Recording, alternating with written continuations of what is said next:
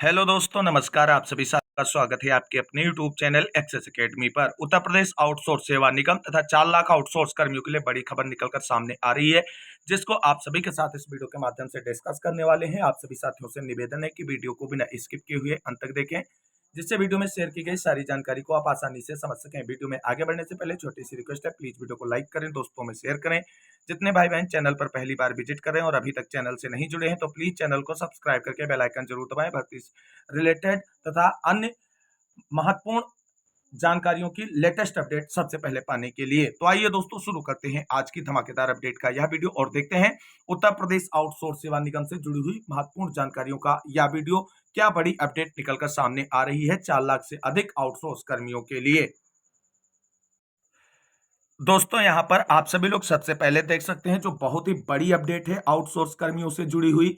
Outsource कर्मियों के मानदेय पर लिया जा रहा है जीएसटी। बिना नियम विभागों निगमों से 18% जीएसटी की राशि ले रही फर्में, घपले की आशंका। 400 करोड़ खर्च होते हैं हर 4 साल 4 लाख कर्मियों के मानदेय पर। चालू वित्त वर्ष के बजट में आउटसोर्सिंग सेवाओं के भुगतान के लिए 1797 करोड़ रुपए का किया गया है प्रावधान। अब बात करते हैं इस खबर की विस्तार पूर्वक। उत्तर प्रदेश में सेवा प्रदाता फर्में आउटसोर्स कर्मियों के मानदेय पर 18% की दर से वस्तु एवं सेवा कर चार्ज विभाग से ले रही हैं। नियमानुसार मानदेय जीएसटी से मुक्त है। प्रदेश में करीब 4 लाख से ज्यादा आउटसोर्स कर्मचारी हैं। शासन के अधिकारी मानते हैं कि अगर मामले की जांच हो जाए तो बड़ा घपला सामने आने की आशंका से इनकार नहीं किया जा सकता है। शुरुआती जांच में यह मामला पीडब्ल्यू डी में पकड़ में आया है, लेकिन जानकार बताते हैं कि अधिकतर विभागों और निगमों में यही स्थिति है। सेवा प्रदाता फर्म की ओर से जारी टैक्स इनवॉइस यानी प्रपत्रों से यह गड़बड़ी पकड़ में आई है। आउटसोर्स कर्मचारियों के मासिक पारिश्रमिक की राशि पर 18% की दर से जीएसटी विभागों से लिया जा रहा है। साथ ही आउटसोर्स कर्मचारियों के ईपीएफ और ईएसआईसी के अंशदान पर भी 18% की दर से जीएसटी सेवा प्रदाता फर्में ले रही हैं।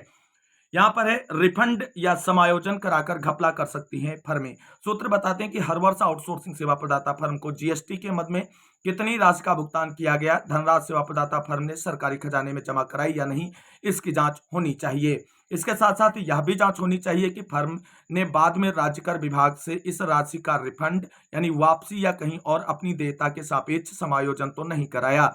इस बारे में राज्य कर विभाग के एक वरिष्ठ अधिकारी का कहना है कि मामले की जांच कराई जाएगी।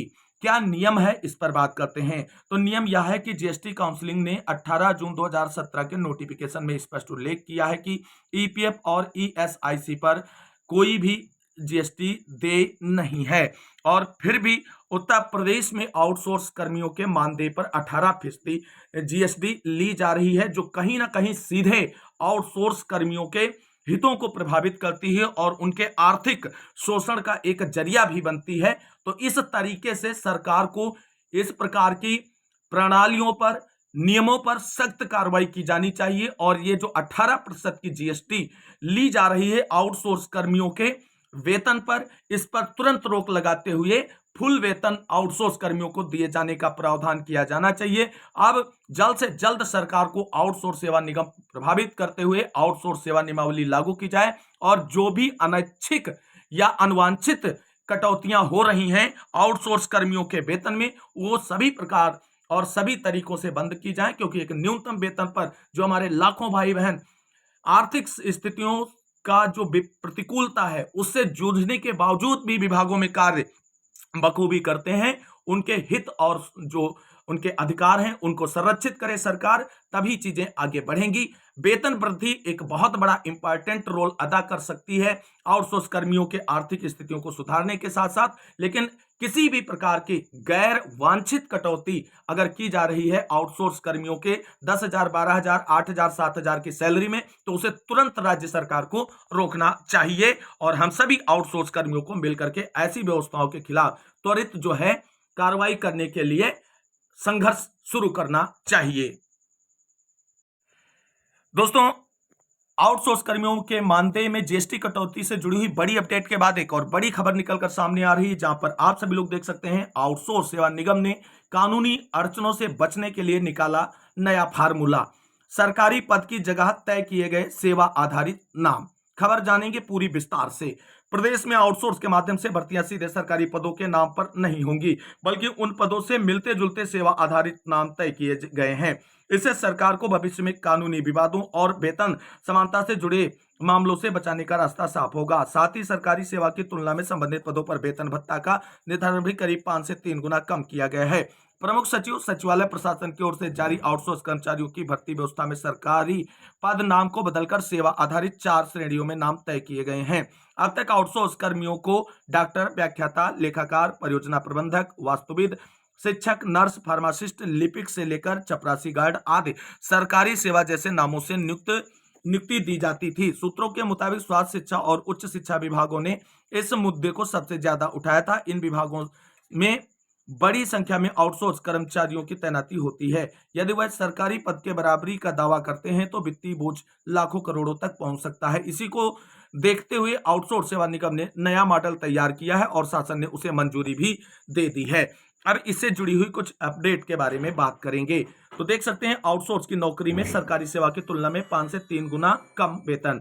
विपक्ष का क्या सवाल है? विपक्षी दल सपा के मुखिया अखिलेश यादव ने आरोप लगाया कि सरकार स्थायी भर्ती करने से बच रही है। उनका कहना है कि शिक्षा और स्वास्थ्य जैसे क्षेत्रों में आउटसोर्स कर्मचारियों पर निर्भर रहना सेवाओं की स्थायित्व और गुणवत्ता को प्रभावित कर सकता है। श्रम, डाक, रंग रोगन, खानपान, बागवान, सुरक्षा सेवाएं नए नाम। राज्य में स्थायीकरण के लिए सबसे अधिक मुद्दे श्रेणी 4 के clerk, helper, driver, lab attendant, Paricharak, सुरक्षा गार्ड, माली, ऑपरेटर आदि के होते हैं। ऐसे में इनके नाम आउटसोर्स सेवा निगम की नियमावली में श्रम, डाक, रंगरोगन, खानपान, बागवान, सुरक्षा, यांत्रिक, विद्युत, सैनिटेशन, पंपिंग, फायर आदि के आगे सेवाएं जोड़कर बचने का प्रयास किया गया है। सेवा आधारित सेवाएं श्रेणी 1 को 40,000 रुपए वेतन। शासनादेश के मुताबिक श्रेणी 1 में 8 पदों पर 40,000 वेतन प्रतिमाह तय किया गया है। इसमें अब डॉक्टर की जगह पद का नाम चिकित्सीय सेवाएं होगा, जबकि योग्यता मान्यता प्राप्त विश्वविद्यालय से MBBS। इसी तरह अभियंत्रण सेवाओं के लिए योग्यता बीटेक, व्याख्याता की जगह व्याख्यान सेवाएं, पद के लिए परास्नातक, परियोजना प्रबंधक की जगह परियोजना प्रबंधन सेवाएं, योग्यता गणित, भौतिक, परास्नातक या रसायन में ऑपरेशन रिसर्च, लेखाकार की जगह लेखा सहायक सेवाएं स्तर की योग्यता, MCOM अकाउंट में 5 साल का अनुभव या चार्टेंट अकाउंटेंट और वास्तुविद की जगह वास्तु सेवाएं B आर्च में स्नातक तय है। इसी तरीके से श्रेणी 2 और 25,000, 3 को 22,000 और श्रेणी 4 को 20,000 वेतन। आउटसोर्स से श्रेणी 2 में 16 पदों पर 25,000 रुपए प्रतिमाह पर भर्ती होगी। इसमें पदों के नाम सेवा आधारित करते हुए कार्यालय सेवाएं, आशुलिपिक सेवाएं स्तर 2, लेखा सेवाएं स्तर 2, डाटा प्रोसेसिंग सेवाएं स्तर 2, सेवा शिक्षण सेवाएं, शारीरिक प्रशिक्षण सेवाएं, कला शिक्षण सेवाएं, फार्मेसी सेवाएं, एक्सरे सेवाएं जैसे नाम तय किए गए हैं। मगर सरकारी पद की तरह योग्यता पदानुरूप स्नातक, B.Ed आदि रखी गई। श्रेणी 3 में 22,000 वेतन पर नौकरी के लिए पदों की योग्यता में कम से कम स्नातक है, जबकि श्रेणी में 4 में 20,000 वेतन पर जूनियर हाई स्कूल से हाई स्कूल पास होने वाले अभ्यर्थियों को नौकरी दी जाएगी। तो कुल मिलाकर के उत्तर प्रदेश आउटसोर्स सेवा निगम और आउटसोर्स सेवा नियमावली अपने अंतिम चरण में है और बहुत जल्द इसे अप्लाई किया जाएगा उत्तर प्रदेश के अंदर। और आउटसोर्स कर्मी भविष्य में कोर्ट या किसी अन्य तरीके से स्थायीकरण को लेकर के आगे बात ना रख सकें, अपने मामले को कोर्ट तक ना ले जा सकें, इसके लिए जो है नया फार्मूला तय किया गया है आउटसोर्स सेवा निगम की अड़चनों से बचाने के लिए, और उस पर अमल करते हुए आने वाले समय में नई आउटसोर्सिंग भर्तियां आपको देखने को मिलेंगी। तो आज की इस महत्वपूर्ण और धमाकेदार अपडेट के साथ इस वीडियो में बस इतना ही। मिलते हैं को नई वीडियो में, तब तक के लिए सभी भाई बहनों को जय हिंद, जय भारत, वंदे मातरम।